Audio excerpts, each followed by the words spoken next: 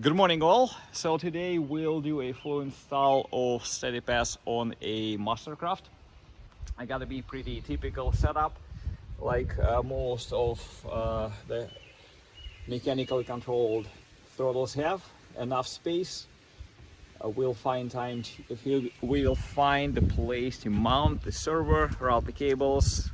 I'll show the steps of how this all comes together, and then hopefully we'll add a video of this boat being on the water in the next available weekend. Pretty strong return spring, that's important for this installation, even more so than without.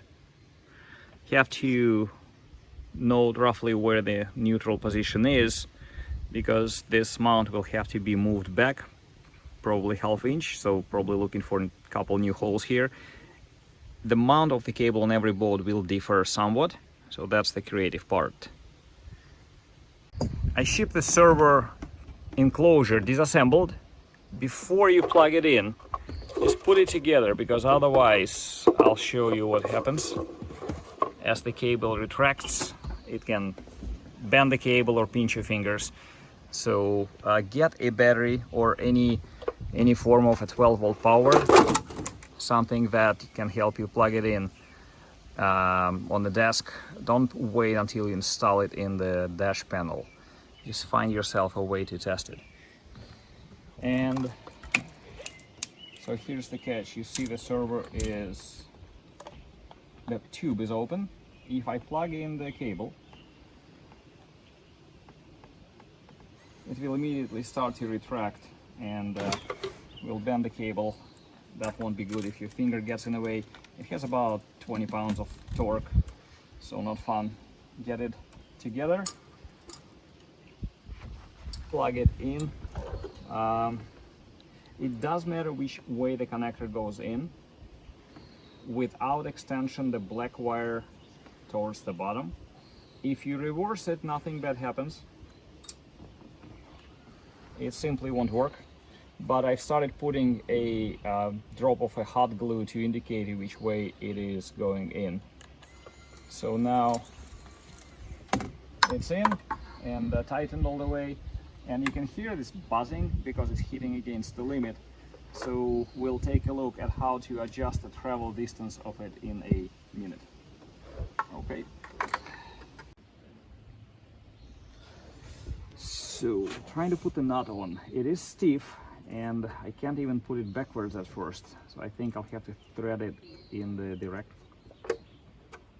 direction, forward direction, and then see if I can reverse it, because that would be nice nut with nylon.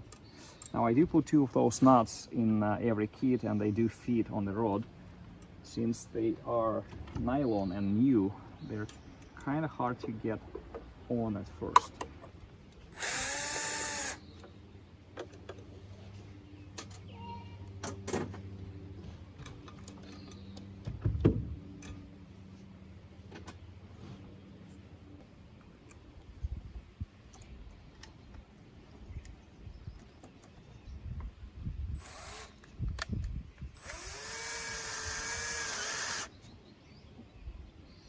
Okay, got it.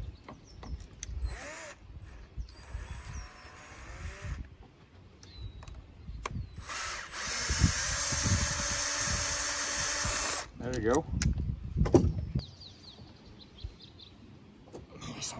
Okay, so now the plate is pre-drilled for this rod, goes on top, and the second mounting nut goes fixing the plate. Make sure they're tight. There's probably not going to be a reason why you would move them back, because there are plenty other adjustments on the bowline cable itself.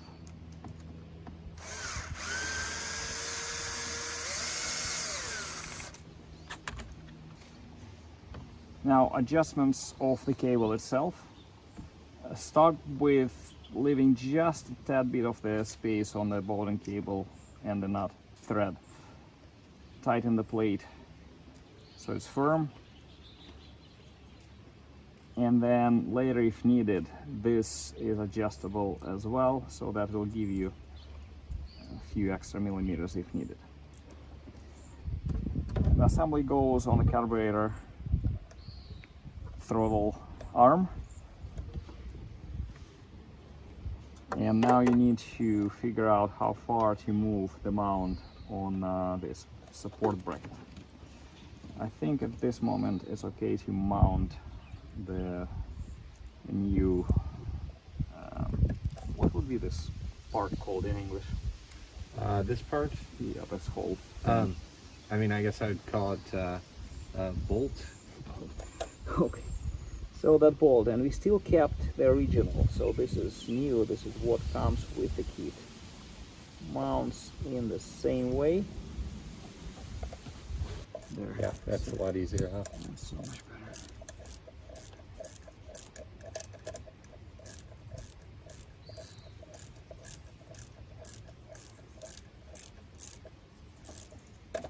Oops. It's not a metric nut. Turns out only drug dealers use metric system in the US. Just reposition the camera because that's an important moment I didn't think of. So, as you move the throttle handle, the bolt and cable moves. So, however you position the server, the enclosure itself, it has to give enough space for the cable to move back and forth. So, let's demonstrate that. Move it. There. So, in a full throttle, this part of the cable has to be clear of cover or anything else. Yeah, thanks, perfect. Okay, well, we have plenty of options here. That's pretty easy. And good. Let's go drill some holes.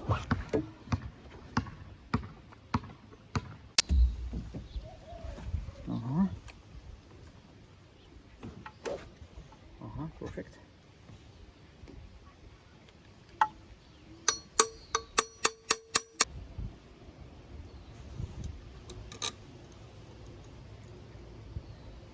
Okay, so next piece is finding a bracket that works for this bolt to serve as a guide for the cable. In this place, what we figured out is the Home Depot bracket for cable actually works well. Comes across both the throttle rod and this bolt and cable, and goes into existing hole as well. And depending on what you have available in your boat, you may need to be a little creative there. But this piece, although not super required, is very nice to have because it prevents cable from angling and possibly wearing itself out. So let's make sure it goes in. So now this is in place. Next part is where do you put the server? The general idea, the cable has to be not too straight but not too angled. Why? As the throttle moves, cable moves, and the distance from the server to the bracket has to allow for some bend. If you just keep it exactly straight, that will be difficult. Some 45 or 90 degree angle would probably be perfect. This way, when it moves, it is easy to bend and unbend. Next, server is reasonably heat proof, but I wouldn't put it in any extreme heat or water. So putting it all the way down to the bilge would be a bad idea because there'll be just water splashing. It will get in. Keeping it somewhat high would be best. So here I'm thinking one of those intake water pipes. They're cold, so that's good. Just make sure that the cover clears it.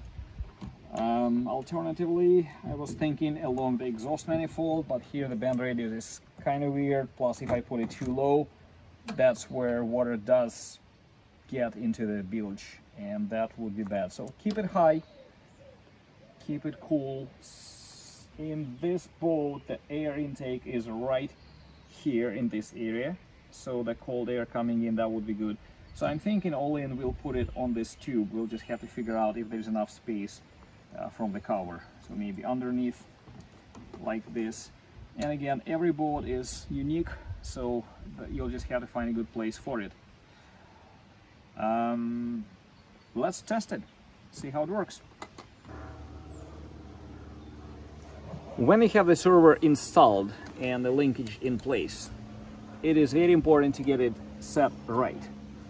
We're fixed the mounting nuts on the bottom cable, on the throttle rod, and on this ending on this tip, on whatever we call this in English. Now you see there is a bit of a loose cable in the default position, and this is where it is very much recommended to find yourself a battery and get your device near so you can see it. Yes, you can. Perfect.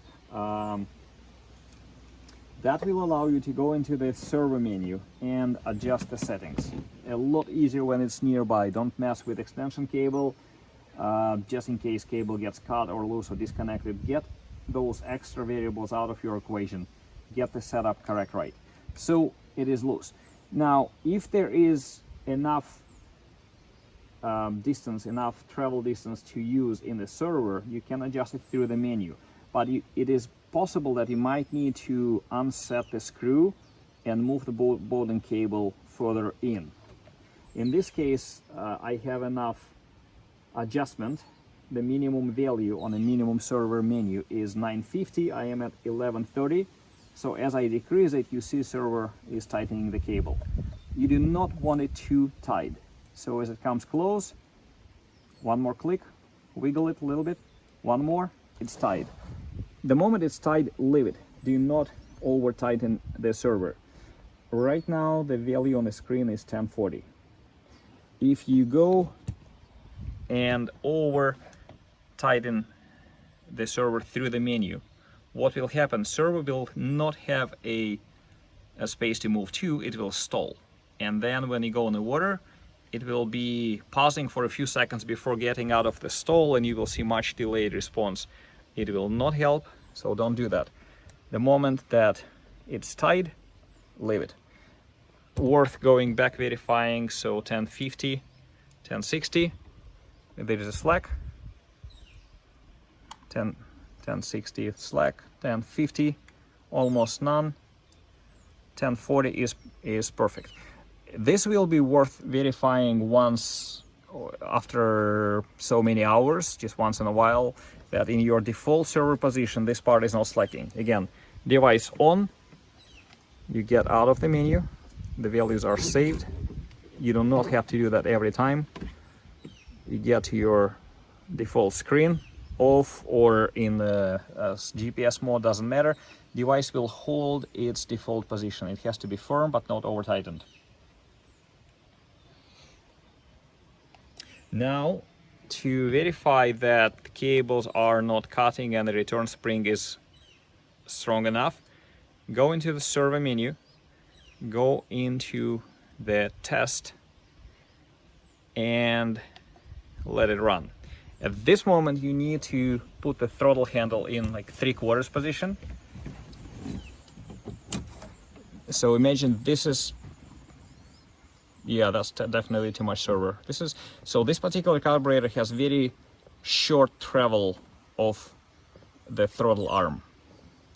What this means, we'll need to limit the maximum server extension so this doesn't happen ever, because this is not helping. This may just get in the way of control. Put it to full throttle just to make sure. Yeah, that's full. So still too much. The way you take this slack out is go into the max server menu and decrease that value. Again, watch the cable as I twist the knob. Yeah, so in the maximum throttle position of the handle, I would set it to where the cable is just a little bit tightened, but definitely not. That's full, okay. Well, this would be extreme, putting the full throttle when you just need to tow a wakeboard at 50 miles an hour may be a bad idea anyway, but that's the other setting. So 1740 on the device screen, save, long hold gets you out of the menu, and now just to verify the cycling, there. So now we see with the throttle full, device is able to cycle from the boat's full throttle to the near neutral. This is how the device operates. This is how it controls your speed. So, for example, let's just emulate this real quick. This is your default position. Can you put throttle to idle? So imagine this is idle, boat is idling, then you start to pull the wakeboarder out of the water. You give it half throttle maybe. There you go. More, a little more. That's half. Wow. Okay. So whatever throttle this is, now you picked up speed. Device senses that the speed has gone over the limit, and what it will do is it will do this. It will relax your throttle a little bit to drop your speed to the target. If your speed drops too much, it will pull it back in, and so it will go back and forth to keep your speed at your target. Now, obviously, if you drop your throttle by your handle too low, the device will not have enough working range to get your speed where it needs to be. This is where you will need to increase speed. So the device can never increase speed more than what your mechanical throttle on your helm sets. That's it. So once again, I'll just run a quick test. It cycles nicely, cable moves. This is idle.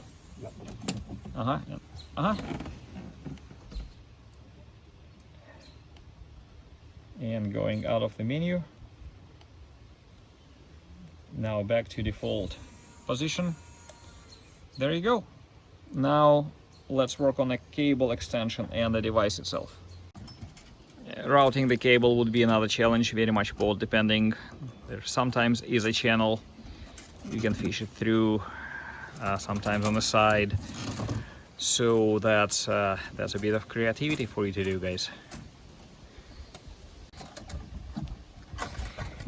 As of summer 2020, I only have the chrome bezel, but looking at this boat, we're going to be replacing this left speedo, and everything else is black bezel. So I spray painted plain aluminum into the black, and that just looks like a great fit. Going forward, it actually looks newer than the rest. We'll have to put some dust on it, I guess. Going forward, I'll try to get some black bezels as well to fit those boats. After all, it is a lot nicer when it blends in. So that's a candidate for today. Once you have the place ready for the device, you need to make sure you have routed the cables, temperature, antenna. Antenna prefers a place with a clear view of the sky. However, most of the plastic dashboards have no obstruction. Still prefer to find a place where it will have clear view of the sky. Glass is okay, plastic less, so metal definitely a bad idea. Then device would need a positive, negative for the power, and a tachometer, which is optional but very nice to have. Tachometer goes parallel to the tach input that you probably have on your boat. Very likely it will be gray. Just pull it off the tach unit. And for the positive, negative, if you have one of the switches unused or you can install one, it would be nice. Connecting to ignition may be a bad idea because of spikes and a on-off pattern. So some accessory button, something that powers your music, maybe. Your choice. Okay, last part. We have the wires through. We have the GPS connector, temperature sensor, the server control cable, and the power with the tach signal. Connection is pretty simple, straightforward. Make sure you tighten the power tach signal. Okay, first long cables. The extension cable, the way I pre-connect them, they have a little bit drop of a hot glue just to help you not make a mistake on how that connects, the orientation of the connector. Temp sensor, this is air. You can see there is a name on the board. That's done. And the GPS, pretty important cable. Screw it on tight. Don't use wrench, just hand tight. That's it. And now, don't make a mistake like I just did. Before you connect those cables, you have to put the mounting cap on. And that goes from the inside, because that's what pushes your device against the dash panel. And since it wouldn't fit inside through the hole, you have to go back, get the cables,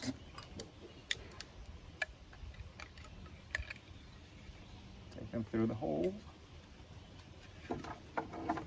drop it inside, and we are back to where we were just a second ago. So server, temperature,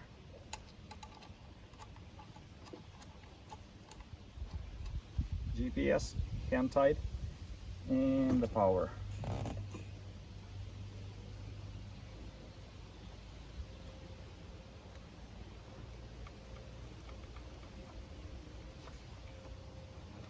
When done, put it in the dash and then secure with this back cover mount. There you go, what a perfect fit. Now most dashes will probably be tight enough to where you don't need to screw it, but there are those two wing nuts, so go back in,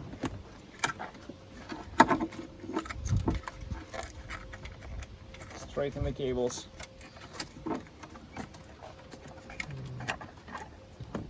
yeah, see it from here, get this cover in all the way.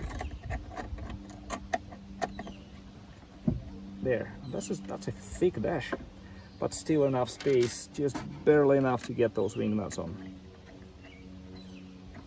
Okay, this way it doesn't rattle itself out of place later. Now, if you can put some thread locker on the wing nuts, that would be a good idea, because they feel like they don't have much to grip on. Don't over tighten them, those are plastic parts, they will crack if you really over tighten it. Well, let's check this out. I think it's horizontal enough. And flipping the switch. And there you go. That's the first official power on of the device on this Mastercraft.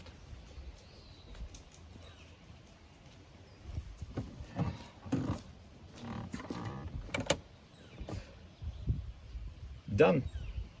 Let's see if RPM works. So the overall process took less than 2 hours with all short breaks and segues for making this video happen. The mechanical part is probably the easiest. You'd spend more time on making your electrical connections clean and right. Don't cut corners there. Those are your electrical wires. They can short circuit, they can cause fire, so make them right. Yeah, let's check out if RPM sensor works okay. Otherwise, I think we're done. Thank you.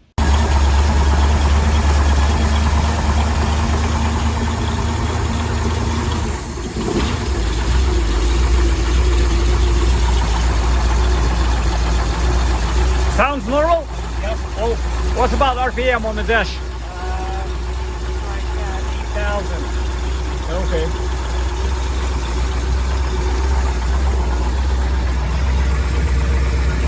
Nice. 12. Oh, I thought you were saying here.